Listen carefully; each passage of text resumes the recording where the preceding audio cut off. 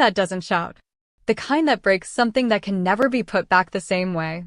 The next morning I acted normal. Normal breakfast. Normal conversation. Normal goodbye kiss.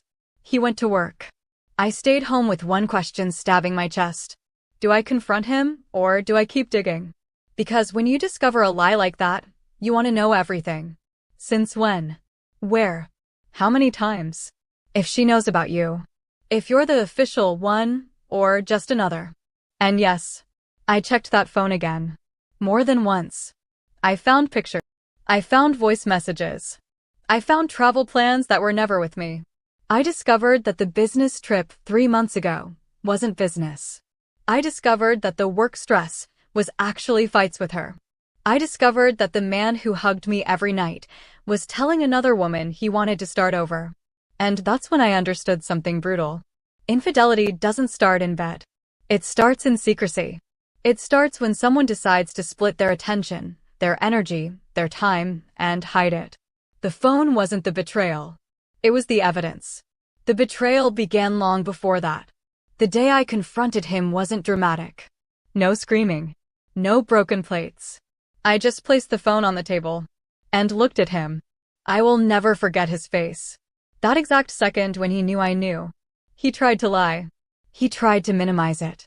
He tried to say, it's not what it looks like.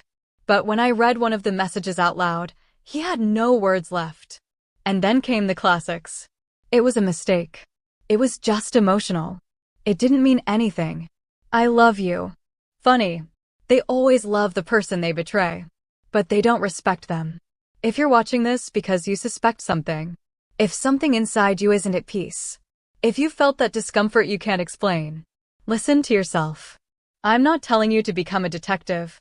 I'm not telling you to live in paranoia. But don't ignore yourself either. Because when you discover something like this, the most painful part isn't just the cheating. It's realizing your intuition was right. And you silenced it. Do you know what hurt the most? It wasn't leaving him. It was rebuilding myself.